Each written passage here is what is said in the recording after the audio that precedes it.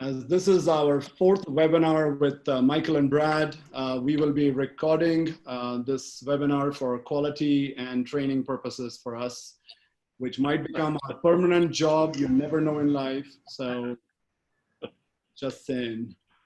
We've still got people coming in, so please give it a couple of minutes. And while people are joining, just housekeeping notes, please add your questions or comments to the chat box. Any one of us will pick them up and take it up right there. Ray, good to see you. Thank you for joining.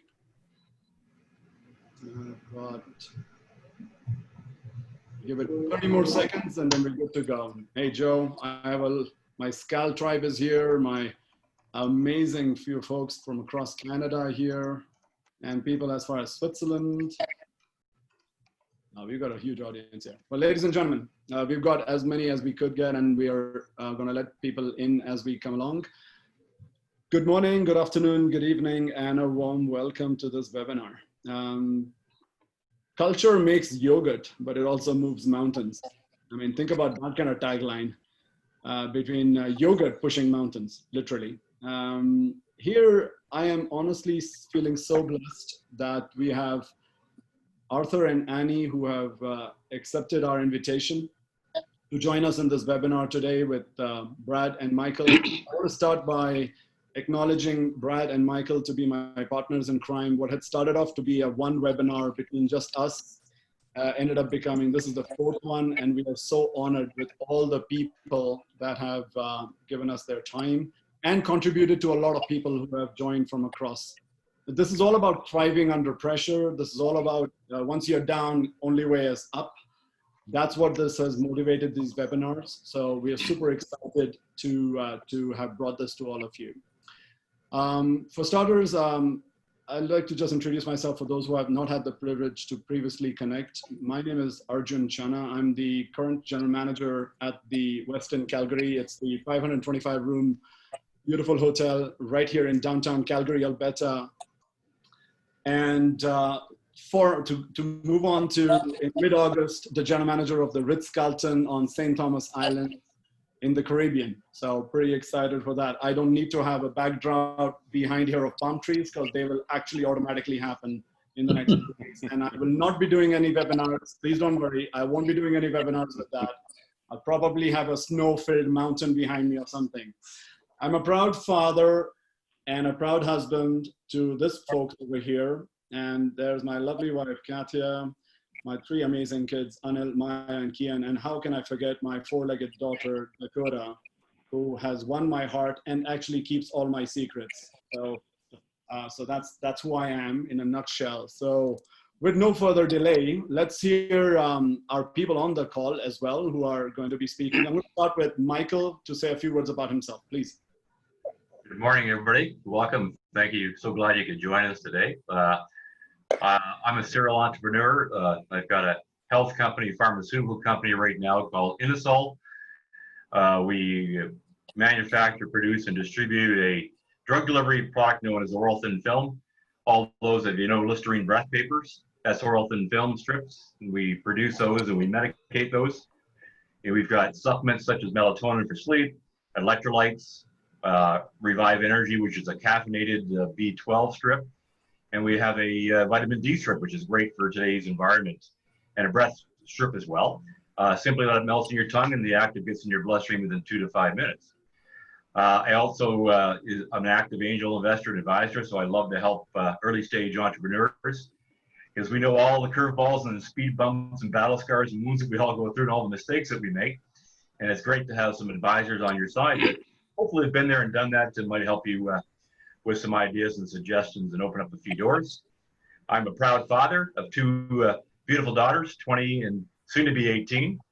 Both will be going to UBC Okanagan in September, even though digital classes, but they're gonna do it out there. And hopefully by January, they will be back in full-time classroom style. So, but pretty active guy. I love to golf, tennis, hike, cycle, work out, and just to be outdoors is fabulous. So thanks, Arjun. Yes, Michael, thank you very much. Michael, you mentioned you work for KLM. What does KLM stand for?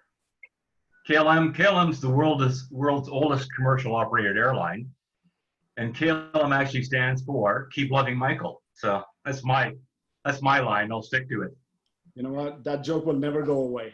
It's just going to stay with me forever. Mike, thank you. I'm going to keep loving Michael, that's for sure. So thank you very much for that, Michael. Thanks, Arjun. Thank you. Brad, on to you. Hi, everyone. Thanks, Arjun. So my name is Brad Gollin. I'm the Chief Evolution Officer for my consultancy called SIVA Solutions. So I describe myself as an evolutionary change agent and an executive team coach. So I work with leadership teams to consciously evolve and grow their companies. Been doing that for about the last 12 years. And parallel to that, I'm a serial entrepreneur as well, like Michael, on startup number 8 right now. And it's always been looking for that new and better way to create value, to solve a problem. See a need, fill a need is kind of the philosophy of my life, I guess, when I look at that. Father of 4, my kids range in age from 19 to 39. The unfortunate part, though, is my training and background as an engineer, and 3 of my kids have followed in those footsteps. But they're growing beyond it, though. I've got to give them credit for that. And a lovely wife. And probably my biggest claim to fame is I'm the bike mechanic for Arjun and Michael. So they let me tune up their bikes for them.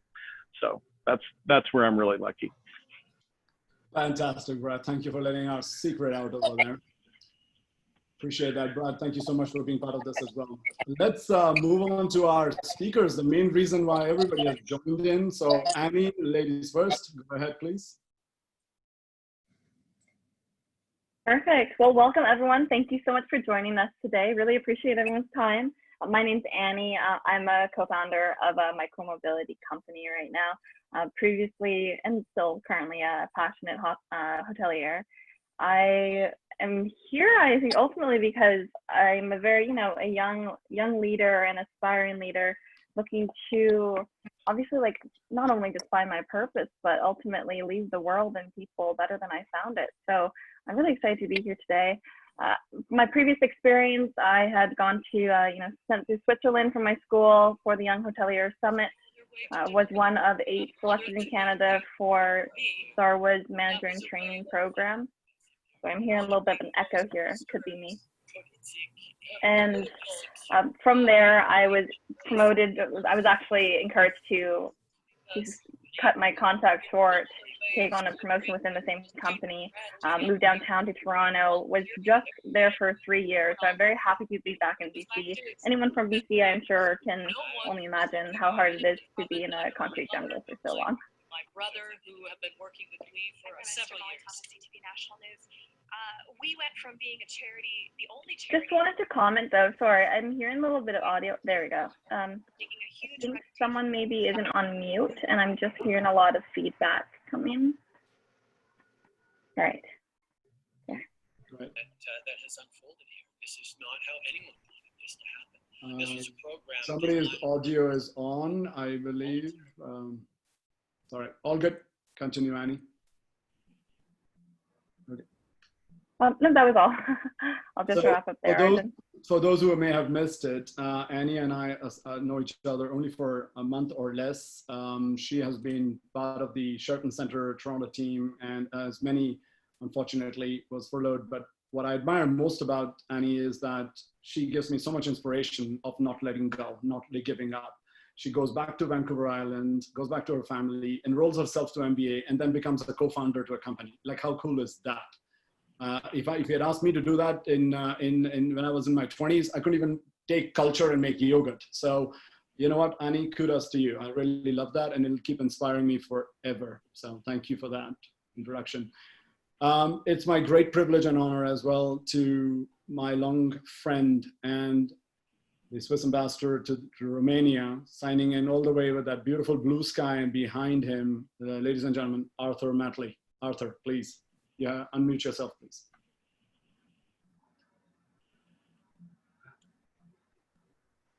Arthur, you have to unmute yourself. That's all right. Yeah. Okay, wonderful. All yours. Good morning to most of the people in Canada. This is almost evening here in Romania. The backdrop is a beautiful picture of my garden in Switzerland. So this is just a commercial. I'm 57 years old. I'm married to Florence, who is also joining us today. We have two boys, 20 and 15 years old. I grew up in the German-speaking part of Switzerland, my wife in the French-speaking part. I will come back to that in the cultural exchanges.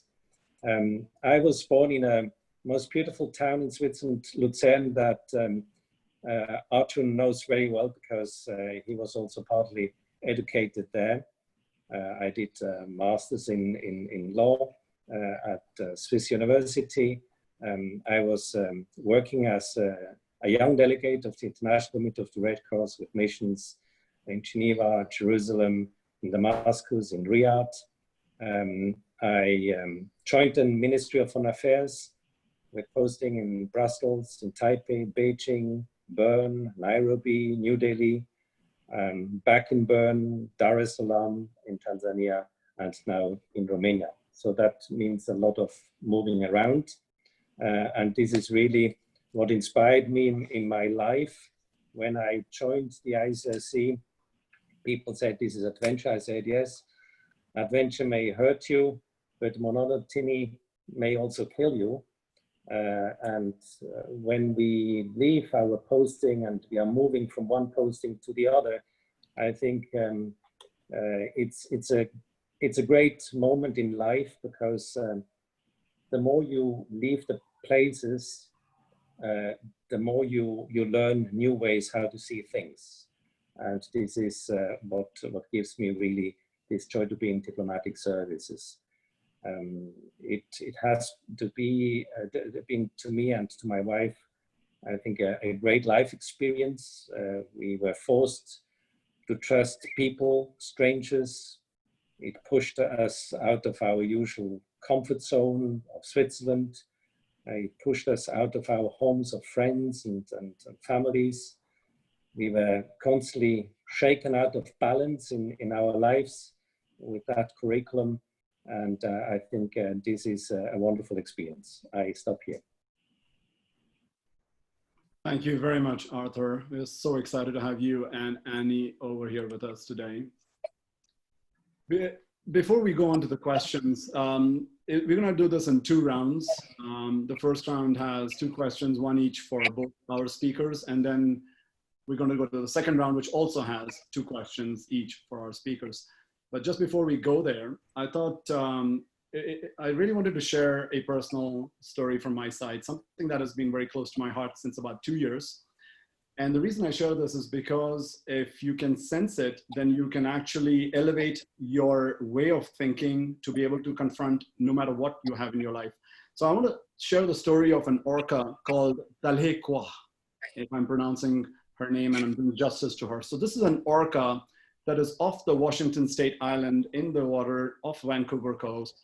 I don't know for those who have followed this news or not, but 2 years ago, she delivered a beautiful baby. Unfortunately, the baby lived only for 2 hours. She carried the baby for 17 months, which is a normal gestation period for an orca.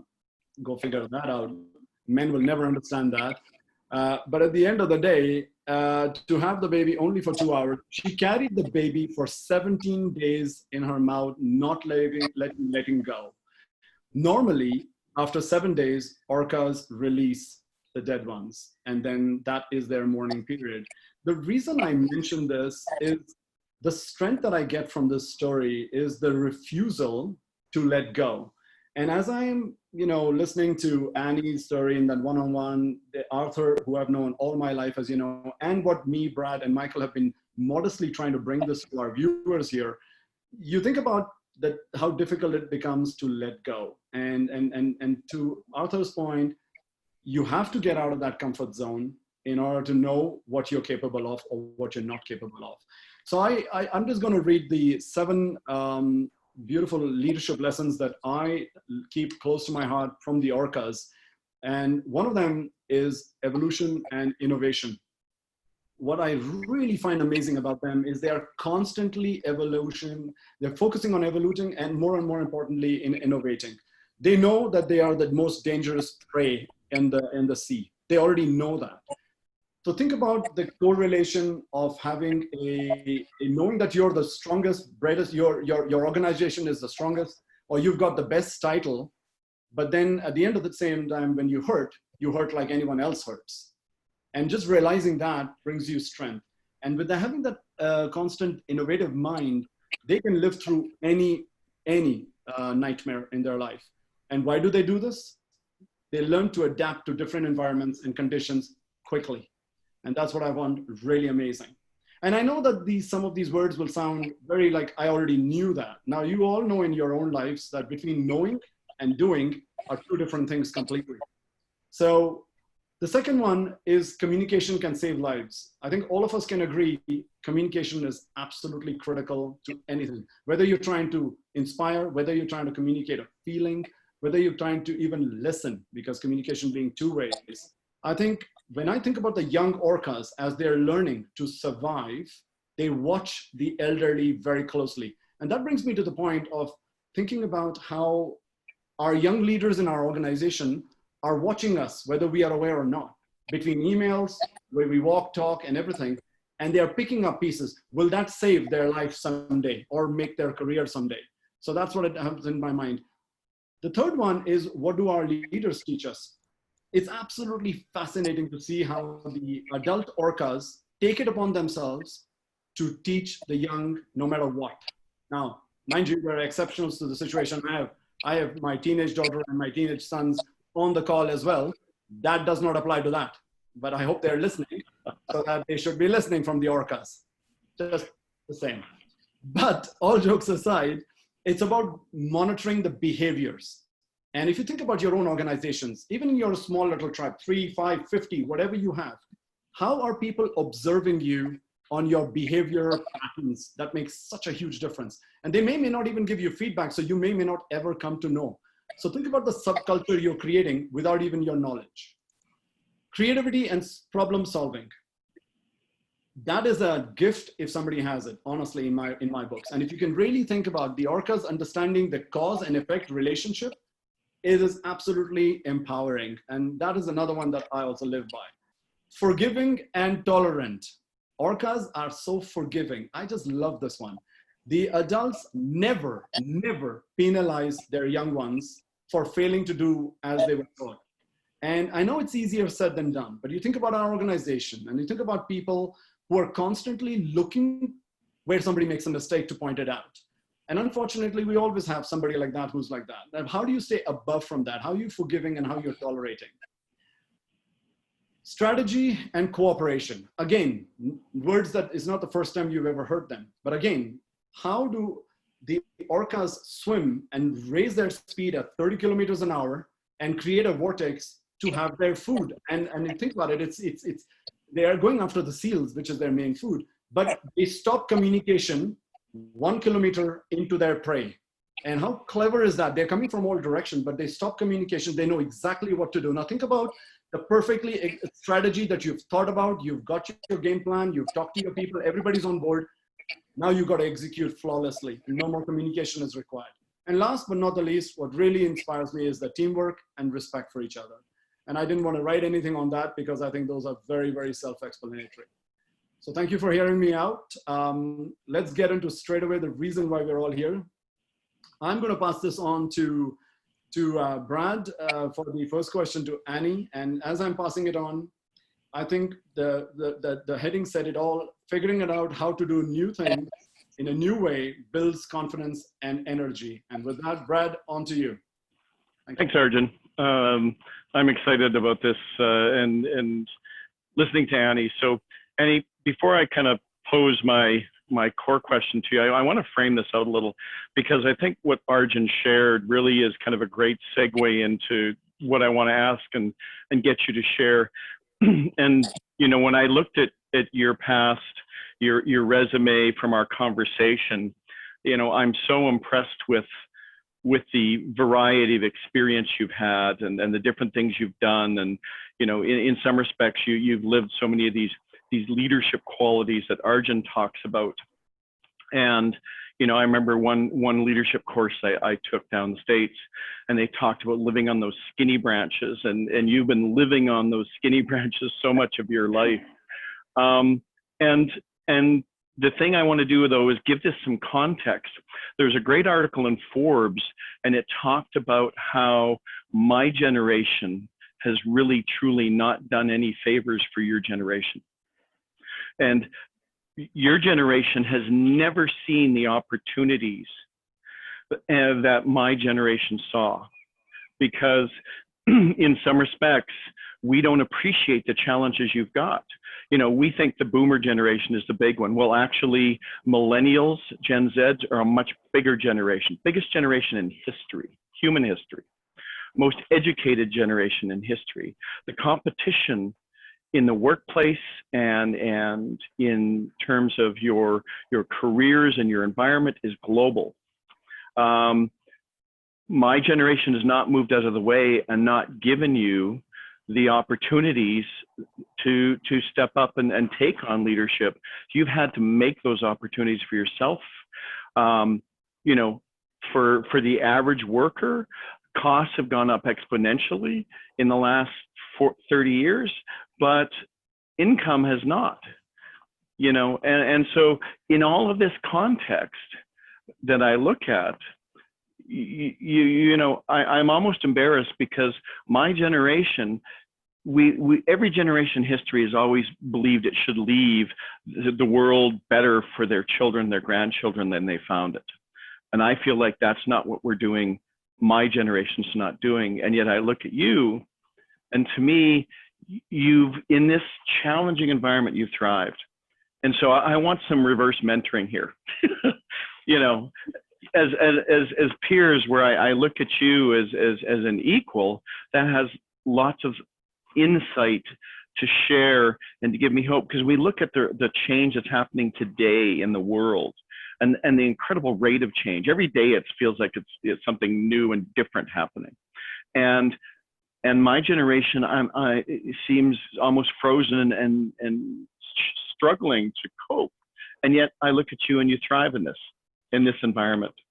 So, you know, what I'm looking for is sharing a little bit of your experience. What's the key to your success in adapting and thriving in the diverse environments you've lived in, the diverse economies, you know, in the challenge of having to work around my generation? What are some of the lessons and the keys to your success? Oh, wonderful. Well, thank you so much, Brad, for asking that question. I'm really excited to dive into this. You know, to the honor of baby boomers, because my parents would not like this if I said anything bad. I know that they're watching. I think you've honestly kind of set us up for success in the sense of, yes, I agree, the world maybe is not as wonderful as it used to be, but it will make us look really good as millennials and Gen Xers to fix this, right? And to find innovative tactics in doing so. One thing that I've especially found that I thrive in is the unknown and being okay with being uncomfortable, in fact, embracing that discomfort. I find it not only propels your experience to a very condensed timeline, but it requires you to really unlock a lot of strengths that you didn't know were there. I don't like to really use the word weakness. I see it more as opportunities to grow. And maybe that's just my optimism there.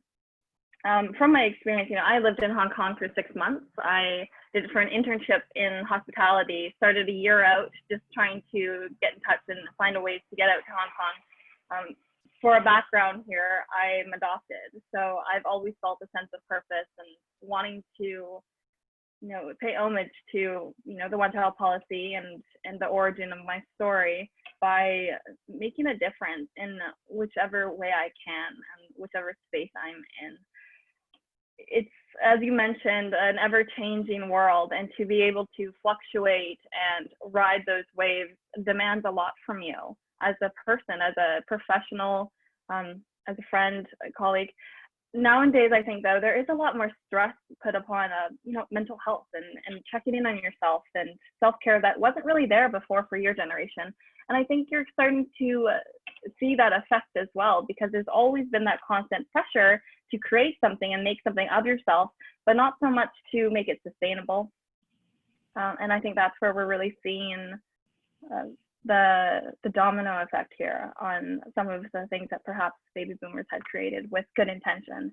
I think the saying goes, you know, the road to, I'm going to say heck because we're live streaming here, paved with good intention. Trying to be appropriate, trying to be professional here at all times. But I guess what I was trying to say with the Hong Kong thing is that I speak English and French, very, very Canadian. I've really disappointed a lot of people, to be honest, but it also enhanced my confidence in my abilities, and knowing that I was able to compensate for my lack of being able to speak the language through my passion and dedication to, you know, leave the spaces better than I found them. One thing that you also mentioned was, you know, I think baby boomers and previous generations were so focused on, you know, leaving a legacy, and not so much on what I consider is more important in leadership, which is helping people find their worth and realize that. I've met a lot of people in my past who said, this is where I am, I'm in this box. This is all I know, and this is all I should know. But I saw so much more around that. And in fact, I kind of, you know, pushed them out of those boxes and made them think, you know, there's so much more beyond that you're aware of, and you're worth so much more than what you think you are. But it takes it within yourself to determine that, and to choose if you want to take that risk and be very uncomfortable for perhaps a long period of time or a short period of time. But you're not going to know that without taking that leap. Like in Hong Kong, I really disappointed a lot of people because obviously they thought that I spoke Cantonese, and I got people who were really angry with me, people who weren't. And it made me have to be very in tune with who I was and as an individual, and understand that, yes, I might not be able to communicate in the way that you prefer, but I will be able to reach my goals, and I will be able to get you what you want, because that's who I am as a person. And nowadays, I think the younger generations are trying to expand the limitations that perhaps previous generations felt they were in. And it requires, like, in order to change the world and almost like retroactively shift the environment, it requires for, oh, sorry, I'm seeing something in the chat. Yes, perfect, nice quote there. I'm appreciating that, Ray, thank you. So I guess what I was saying though is it requires you to be able to speak more to your intuition, and of course be pragmatic about it, but understand that your skills do not define you. Your passion defines you. And whether or not you want to, you know, do a 9-to-5 job, doesn't really fulfill you very much, but you get to spend quality time with your family, that's your prerogative. But if you want to say, you know, this is where people are seeing me, and I understand that if I put in if I take a bet on myself, I think that's a huge thing, is that a lot of people aren't willing to bet on themselves. And you would be surprised if you did like a 360 review just with your friends and family, how many people would be willing to bet on you. I think people require that level of empowerment too, and perhaps negate those conversations that would propel you and make you feel a little bit more flexible as a human being, not just in your career, but your mindset too. To enter into these discussions like we're doing today, and be open-minded and say, you know, these are my precepts, like this is what I originally believed in, but I'm very open, like convince me. I want to be convinced, right? And to not take that personally either. I feel like some generations almost take it very personally when we discuss, okay, you did this and this and this, it wasn't great. No, it's not a personal attack or anything. It's just, it's someone identifying that there are other possibilities here. Let's explore that. Because something my dad used to say to me is, idiocy is doing the same thing over and over and expecting different results. So I'm obviously an experimenter. Yeah, I see Holly clapping there. Yeah, my dad has a lot of catchphrases that he says, you know, write this down. I'm not going to write it down, Dad. I'm just going to hopefully remember this so that later on you feel like you were heard there. But yeah, just to answer your question there, sorry, Brad, I know that I was kind of, you know, preambling there. I think in order to thrive in a diverse environment, you have to be willing to be uncomfortable. And a lot of people, it's obviously not an innate quality to have, but it's something that I would highly encourage and recommend people to do. And it can be as simple as going to dinner alone and being in your own presence It does not have to, you don't have to wander and travel the world, especially right now, but you don't have to wander to discover things that are innately within you. It's more about just asking those critical questions. You could ask a question 60 different times, but it takes that 61st time in the different phrasing to really draw that out. Super. I know we have to move on. I just want to kind of encapsulate from what you kind of shared, the three kind of nuggets I took away from it was, one is believing in yourself, and that not allowing yourself to be defined by externally by other people, and really kind of defining your own value and believing in your, you can't control the waves, but you can learn to surf and enjoy the ocean. And the second thing being that really that embracing change, that embracing challenge, that flipping the whole situation on its head and seeing change and adversity as being opportunity. And then the last thing to me is your focus on making things better, on creating value in any situation you're in. And when I listen to those things, to me, those sound like kind of threads through what you've described that really inspire me. And, I think that people in my generation need to almost relearn or re-embrace some of those things that you live and show leadership in, because one of the cores of leadership is modeling the way, and you model out the way for me in that way. Respect. Thank you. Thanks, Brad, and thank you, Annie, for that. I know there was a lot of reference about different generations. I don't know about everybody else on this call, but I am from the happening generation. So just saying, because I don't want to misunderstand any of these comments over there. So, and those who are with me, you're with me, you know who you are. So we are moving along, ladies and gentlemen. First question to Arthur coming up from Michael in the next few seconds. And I just wanted to quote, as I followed Rumi very diligently, I thought it was very timeful to mention this. This quote says, "Wherever you stand, be the soul of that place." Wherever you stand, be the soul of that place. And let it sink in. And you think about it, basically you are the culture, and you are the one who can move mountains. That's reality. And it's all about feeling it. And when you stand your ground and you have your soul there, everything comes along. With that, Michael, can't wait to hear Arthur on his first question. On to you. Thanks, Arjun. Thanks, Brad. Thanks, Annie. That was outstanding, to hear the energy and how to look at it. And there's so many ways you can go with that too. And talking about that unstoppable mindset, the entrepreneurial mindset, doesn't matter if you work for yourself or you work inside of a company, but there's always ways to find solution and to add the value. If you don't respect yourself, how do you expect others to respect you? If you don't love yourself, how do you expect others to love you as well? And I think in today's new world, and we talk about mental health, it's really about mental health of your organization. A leader, a servant leader, they're not working for me. I'm working for all my staff. It's how you have to look at it. How can I make things better? I want to be transparent to make sure that all my colleagues are healthy, well. If not, how can we help, going through these unique times that we're in? And if we can make a difference there, I think that those are some good nuggets to take home. And speaking of the unstoppable mindset, I call it also, as Dean Graziosi, the 7-time bestseller and speaker, the underdog mindset. Underdog mindset just means we never get complacent. We're always learning. How can we do things better? If we get to the so-called vista, let's not get knocked off that vista. Let's keep improving and getting better and learning. So I think those are some great points that both Andy and Brad and Arjun have brought up. So Arthur, wow, this timing is just not enough to talk about your illustrious life and career. We're not worthy. It's just amazing what you've experienced in such a short time period. You've had such an amazing career, Arthur, and life to date. Experiencing some of these world's amazing, unique, different destinations that you've been in, incredible cultures, incredible dining experiences. How has this helped you approach everything in your personal and your business life? And what advice and encouragement could you offer our listeners today? Arthur? Thank you. Thank you, Michael, very much. You know, you mentioned all these destinations.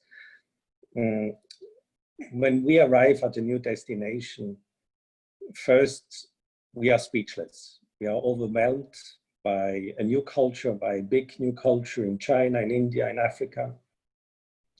And as diplomats, what happened, we are speechless at the beginning, and when we leave our posting after a few years, we become actually storytellers. So I want just to share with you in a form of a story, perhaps the one or the other lessons, the one or the other takeaway that I take, because your question is about how that has helped us in our personal and business life. But before I do that, I just want to come back to the picture of the orca that Arjun shared with us. And I found that very beautiful when he said that we learn how to let go. And this relates also to my life, where we have to learn let go from one destination to the other, to leave behind, but in an orderly way. And it recalls me also that the orcas, they don't have a diploma of leadership, but they grew with their position. And this is perhaps what Annie said also when she says it's not about skills, it's our passion. And the way how Arjun mentioned, described the orca, it was really an animal full of passion, and it is inspiring us. I liked very much also Brad's comment on the reverse mentoring, in particular when it comes to sustainability. And that comes really to our diplomatic work, where we work, of course, also as diplomats for a better world. We have the Sustainable Development Goals, but we don't know really how to translate them into the real economy and business. And events like this webinar are definitely very needed to understand and to meet, for instance, Annie, who is doing that and giving us a wonderful example, dedication, how to do that. But I'm coming back to my storytelling. A few things that I picked up as a takeaway in my life. First, it started really by a learning process, how to learn Chinese language. And it was a very humble and very modest experience, because you know, it takes courage to stand up and to speak, but it takes even more courage to sit down and to go through a process of long learning, and to accept also that repetition is of great value, that endurance, patience, and modesty is also key to learn something. We forget often these kind of characteristics that we need also to grow when we are just silent. I learned also something perhaps similar to the orca when I learned Chinese calligraphy. My teacher, he used a red brush and he was circling signs that I tried to do correctly. And I never understood why he was circling few signs. In our culture, the red, you know, pencil means a mistake, you have to correct it. And much later, I learned actually that in Chinese calligraphy, when the master circles something in red, it means encouragement. So your focus is totally different. We focus on the positive side, and we take the positive as the leading example, as the shining example which should inspire us. And I found that extremely useful in that Chinese learning of calligraphy as one element. In my storytelling, I want also to mention Africa, where we have to learn to ask for help. This is also something that we don't do. Leaders usually, they don't really ask for help. They give help, but we are not good at requesting really help. Brad, he mentioned peers, and I fully agree that that's very important. Back to the African continent, where you have many roads without road signs, you need really to step out of your car and to ask where to go. And this is not only on a safari, it's also when you do business, you need simply to step out of your car and to seek guidance. And often then, it's not only to ask the right questions, but to ask the questions in a right way, in a respectful way. And that may also lead then to the solution. In business, what I have learned is also that we have to be a little bit more humble in understanding also the administrative hurdles that we are facing in the different jurisdictions. We think that politics is everywhere the same. It's not, because behind politics, we have administrations. We may understand the politics of this and that leader, but hardly anybody understands the apparatus behind it, the administrative apparatus behind it, which doesn't allow really to move forward. And particularly when it comes to sustainability, it's about that. It's not only politics, it's how to implement it. It's on a very technical level. And we don't invest enough time to understand these hurdles on a very administrative level. From India, where we have been living and enjoying ourselves very much, I think it's a lot of tolerance that we have learned. And in nowadays world, we are seeing also perhaps a fading level of tolerance. I think this is also something which fills us with concern. On the other hand, we have seen also great charity work in India. Hardly any family has not a charity project, and this was extremely inspiring. And this comes back to what Annie said. It's about passion and not only skills. We need to have passion on our business, and it is really what I subscribe entirely what Annie says. Passion defines you and not your skills. Back to you, Michael. That's excellent, Arthur. It's excellent. And I think, as Annie was saying earlier from one of her father's quotes, which we all know quite well, the definition of insanity is doing the same thing over again and expecting different results. And we have to find better ways to make things happen. And we were born with 2 ears and 1 mouth. That means better listening as a leader versus, preaching. And I think those are some good points to take home. And with your, typical European, Arthur, like most have anywhere from 4 to 6 different languages. Not only do you have that many languages that you can speak fluently, but you also make your own chocolate, you make your own wine, and you taught yourself how to play a piano. It just tells you what, it's amazing. Well, it's all about passion. And that's exactly it, passion. If you don't have the passion, right? So it's not going to work. If you have a passion, it's not a job. It's a passion. You have a fire burning in your belly, and everything you do is, we need to lead our lives with more passion. And you are a great example of that. Thank you for sharing it. Arjun?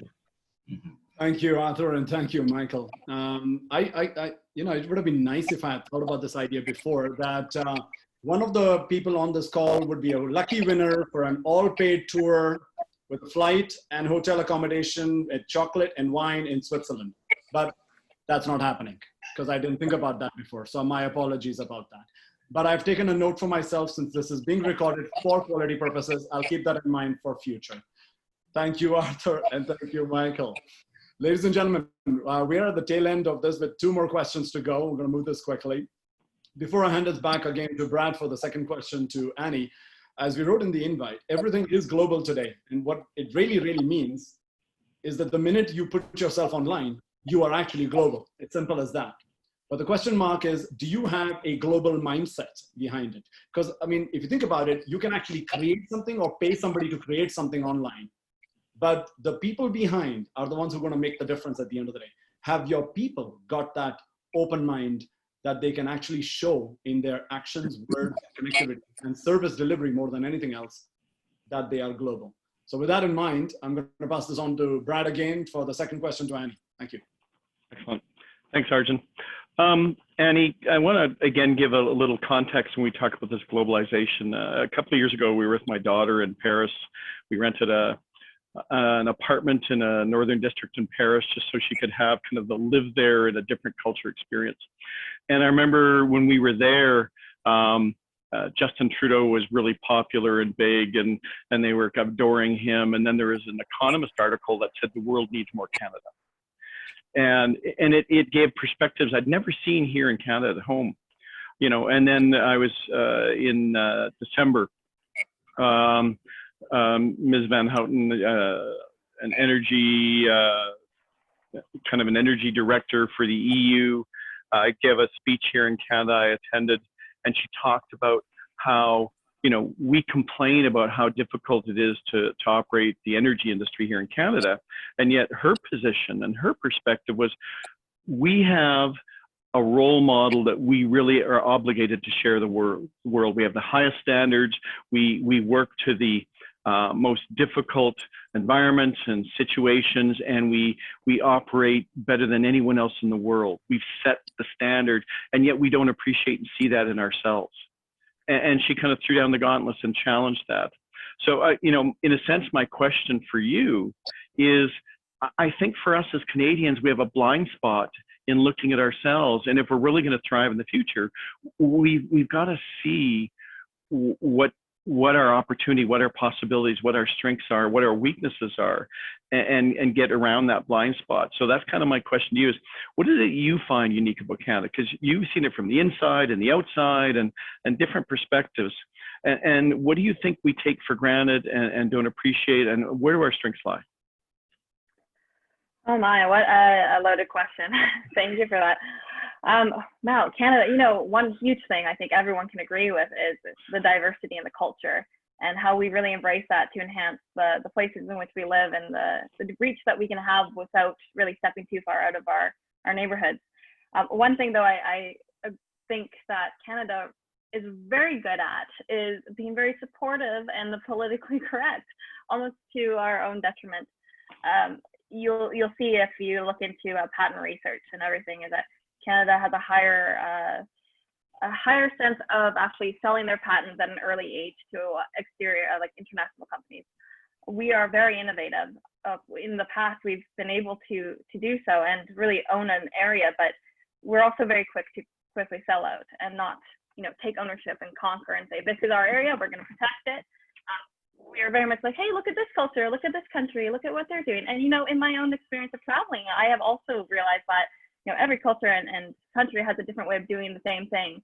And they all have very different success factors there. And it's important to kind of rope those all in. And I think that's really what Canada has, is that because we're so diverse, we have all these things just out of reach at our fingertips to be able to create the most innovative and kind of disrupt our own industry. But we're not really, as I mentioned in my previous time, not really willing to bet on ourselves to an extent, and to bet on Canadian grown companies. And that's a huge reason why I jumped into the opportunity to be a co-founder for a e-mobility company and provide an eco-friendly way of traveling and connecting, is because we need to get out of this mindset of, you know, US TV is better than Canadian TV, and how that has translated across every single scope and industry in our sector.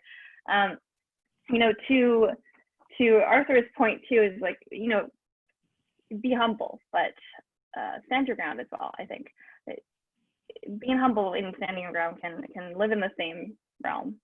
And when it comes to, you know, taking initiative, as Arthur had mentioned, and, you know, investing in ideas and investing in people without being asked to, that's a huge attribute as a leader. It's a huge attribute actually of having a global mindset and being a global citizen in a sense, is, you know, putting Canada in the limelight and saying, hey, you know what, yes, we're great at hockey, let's get into the stereotypes here, but how about we discuss the other things that we can do here for each other? And I think when people say the world needs more Canada, they're maybe discussing how friendly we are. I mean, I hear that all the time.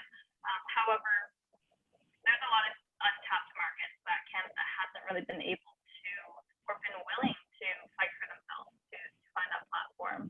And I'm really looking forward to the next few years here, especially nowadays where, you know, everything is constantly changing, and there's one idea after another idea. And one thing that the reason why I think millennials are good at quickly shifting pace is these little devices that we were introduced to that require us to, you know, multitask, but it also makes us change focus very quickly. And it's really about latching onto one idea and investing in someone that you really truly believe in, not just the company, not just the idea, but you believe in the person. People, as you know, as you had previously mentioned, Brad, you a serial entrepreneur. Well, I'm a one-time, first-time entrepreneur. Hello, welcome. But you know, betting on people is really ultimately what the solution is.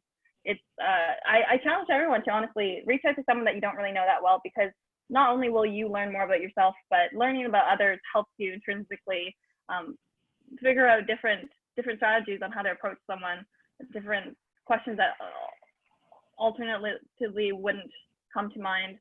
There's a lot that can be discovered in a simple conversation. And I think people are, especially Canadians, are not really acknowledging that and hoping that it's moving in that direction. But one thing, yes, just to answer the question a little bit more succinctly there, is Canada is not so good at being Canada made, I think. In small communities such as Victoria, Toronto, we definitely emphasize and support our Canada grown places, but across the country we don't.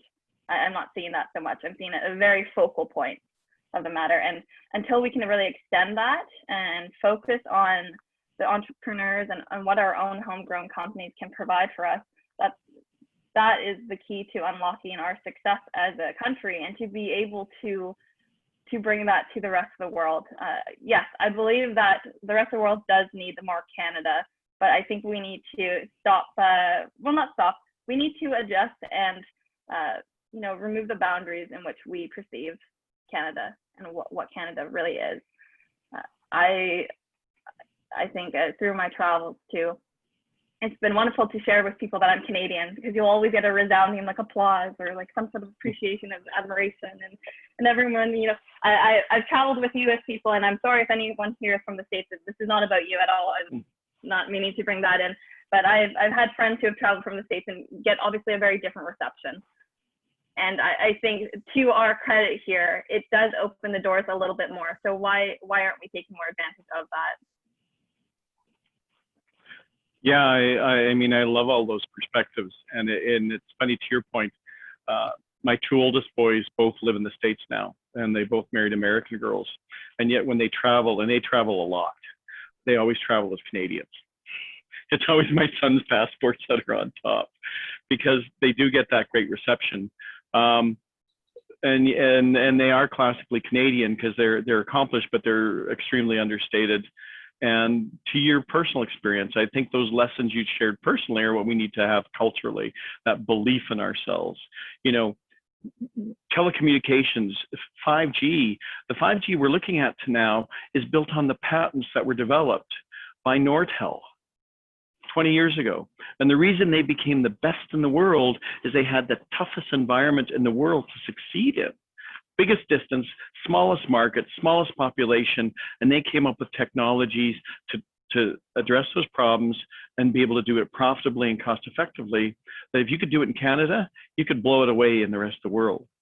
And we mismanaged it, and there's lots of lessons learned there, but we have that capability to be the best and to do it in a humble, truly Canadian way.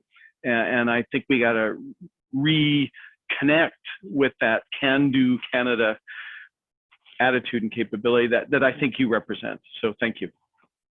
Thank you, Brad. Thank you, Annie. I'm going to go straight into the second question to Michael for Arthur. Go ahead, Michael. Great. I know we're running on, you're keeping a watch on time. Thanks, Arjun. Just to add to one of Annie's points too, and we've kind of got around that. I've mentioned this in past webinars too, and I was very fortunate at a Canadian travel conference years ago that we had the former Secretary of State, Madeleine Albright, speak. And the reason why she was at a travel conference is her message really was, if we all took the time and traveled all over the world, if we could afford to do so, we'd all understand each other better. The tension would be less. And again, it's like traveling like a Canadian. We all know we love to travel because we like to learn and from other cultures and work together, and it's fantastic. It's a good message. So Arthur, Again, just not enough time to do it justice, but today's business leaders are waking up each day to challenging, changing headlines. Surrounded with uncertainty, given your vast global and diverse experiences, how would you encourage them on the power of a strong cultural approach to be better prepared for doing business, both in your own backyard and around the world? Yeah, thank you, Michael, for the question, also for the quote of Mrs. Albright, which I fully support. We were speaking about at the beginning of our webinar about Orca, where we find also solutions in nature.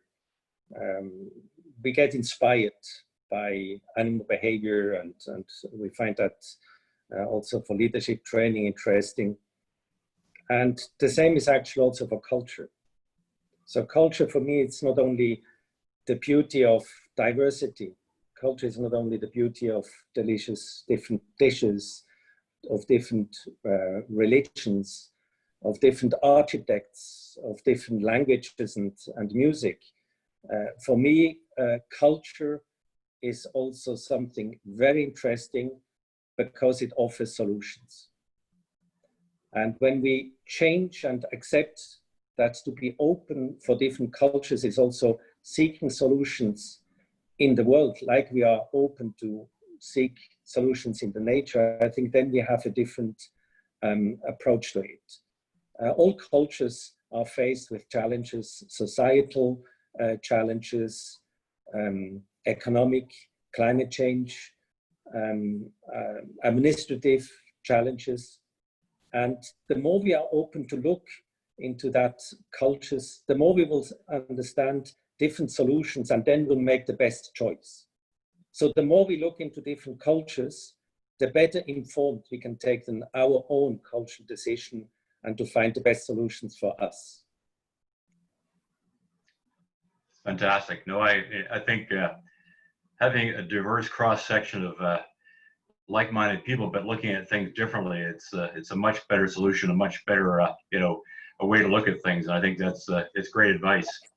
Thank you for sharing that. And I know there's more time. I'd love to ask you more things, but Arjun, I'm going to turn it back over to you, and just because of the time. Thank you very much. I can see 1 minute on the clock, and I'm going to throw a wild curve question to Arthur and to Annie. What is the one advice you would give each other, having come to know a little bit more about each other now? So I'd like Annie to go first as ladies first. Or should we go Arthur first as a gentleman? I don't know, Annie. You want to? I think we need to, 21st century. Arthur, you go first. All right, Arthur, you go first. What's your advice? What is the one advice you'd like to give to Annie? I don't have an advice, but I have a suggestion which goes back to what Brad said, which is reverse mentoring. And I would encourage actually Annie to consider very seriously to give to the older folks also that kind of mentoring, because we need that mentoring from the younger generation.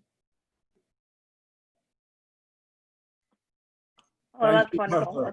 Annie, what do you have to say back to Arthur? Well, thank you, Arthur, so much for that. Very humbling, obviously, given your experience, that you see that I can obviously bring something to the table here, so it's great. Oh, Arthur, advice to give you. I mean, you're so worldly, to be honest. I know it's a little bit humorous, but come to Canada, really. That's kind of my advice. Come on over. Seeing Brad laugh over there. I think, Arthur, with your experience, that again, it's about the mentorship. It's about being open to sharing your stories, and really also probably unlocking a lot of things that maybe you wouldn't otherwise know that's within yourself unless it's through conversation. What I've found, honestly, is my favorite parts in life is when I explore and I have no expectations. Like when I lived in Toronto, for instance, I was working, 14-hour days, and on my day off, I would just walk for 10 hours with nothing in plan, and it was honestly probably the best days ever. And that's kind of what exploring a conversation looks like too, if you explore it with that open mindset that you obviously already have conquered and have. But I would highly recommend that, because in just speaking with you one-on-one as well prior to this webinar, I was influenced, and really enjoyed what you brought to the conversation. And I can only imagine that kind of impact that you would have for continuing that conversation into other methods. Thank you so much, Annie. After Beijing, Kenya, India, I can safely say that Arthur is going to be the Swiss ambassador on St. Thomas Island with me when I'm going to be there. We've met already in these places, and that was our destiny, I believe, unless the Swiss government had some secret behind that. But I'm certainly hoping that. Ladies and gentlemen, in respecting your time, I'm going to say, and please join me in giving a round of applause to Annie and Arthur and saying thank you for their time, their passion, and for being with us today. And a big shout out to Michael and Brad for being amazing partners together with me in co-hosting these ones. We've had so much fun. And everyone else, I wish you nothing but the best. Have a fantastic rest of the Friday, whatever's left of it, and a great weekend, long weekend. And I hope you've enjoyed these series as much as we've had pleasure in bringing them to you. Thank you, everyone. Thank you. Have a wonderful day. Thank you. Bye-bye, everyone. Thank you, everyone. Take care. Thank you.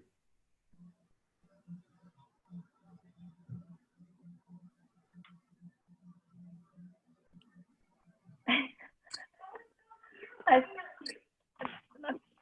not done yet.